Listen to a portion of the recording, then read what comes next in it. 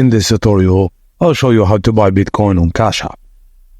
Firstly, you need to deposit funds to your Cash App account. Go to the Money home screen and tap Add Cash.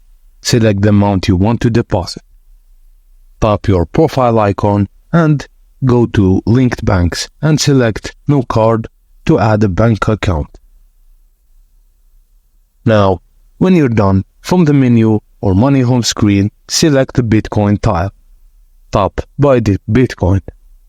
Enter the amount of Bitcoin you want to buy, and the default order type is one-time order, which means it won't repeat. Verify your order details, including the fund source and the amount. Click Confirm and confirm the order with your PIN or biometric ID if you have set up one.